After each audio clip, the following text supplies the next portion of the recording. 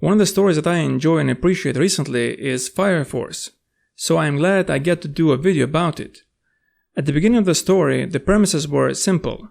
Bad things were happening to people, and this group of people is trying to help one way or another. The premises were simple, but the outcome was great. Very well done in every way possible.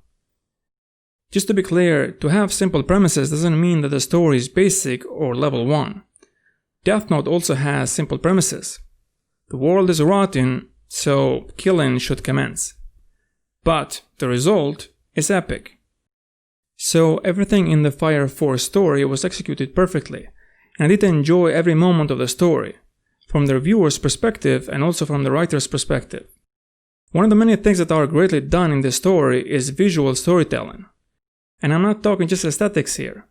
The powers and the fight scenes are incredible. This is a writing of the highest level. If you have watched my videos, then you have heard me say many times that manga is superior to other forms of storytelling.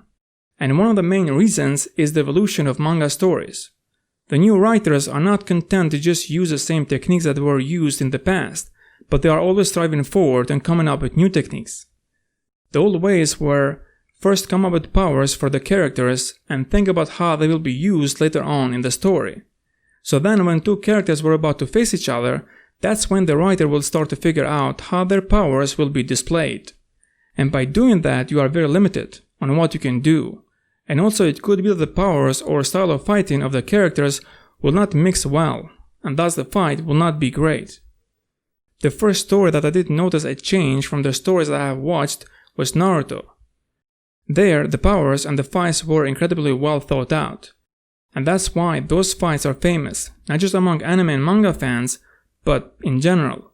Even among people who don't know what anime and manga are. They even did reach meme status.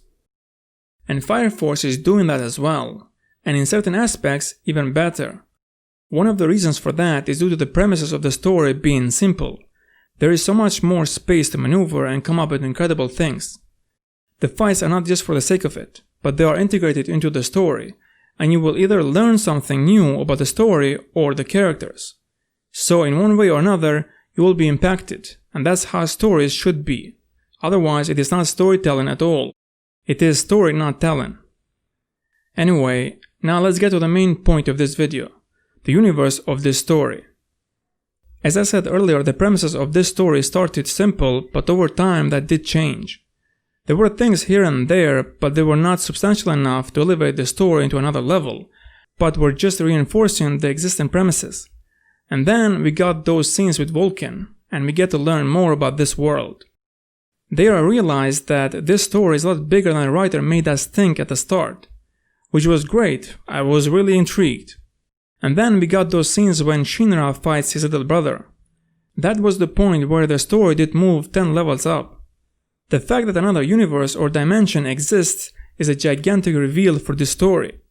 Do you guys realize the huge potential that this revelation brings to the table? The story can go in so many directions. There is so much material that the writer can use to achieve epic things. I will make a separate video about that where I will go in more details. And the other things that did expand the story even more is what did happen in the last 2 episodes. So the story will not take place only in one country.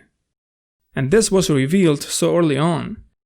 This does not happen in the old mangas. The reveal will come much later on in the story. This is also one of the things that show the evolution of manga stories. And the other thing that was quite an interesting reveal is the ability of the animals to speak. This could change a lot of things in the story. The more things you add to the structure of the story, the more potential the story will have and thus can reach new heights. While I was watching the last episode, I was thinking, what if the fire that engulfed the entire world is not an ordinary fire, but a supernatural one? And thus it did change some creatures, and that's why the animals can also speak. But then, why only these animals were affected and not the rest? And seeing those infernals just standing there, I started thinking, what if someone is using them as an energy source in one way or another? And over time, since it has been 250 years and they are still alive, well, sort of alive, their consciousness did move into the animals nearby, and they did this without being aware. since those infernals have no control over themselves, and that's why the animals don't know why they are able to speak. When Sheena did ask why they were able to speak, they had no answer. And that's what makes me think that maybe some of the infernals unintentionally did move their consciousness or spirit into these animals nearby, since also they are talking to humans in the same manner as humans would talk. The crow said, "We never thought twice about what we were until you humans came along and considered us unusual." Anyway, if you are a manga reader, don't confirm or deny this theory, since it will spoil the story for me in one way or another. I'm really looking forward to the next episodes. I'm expecting great things. Thanks for watching and see you in the next video.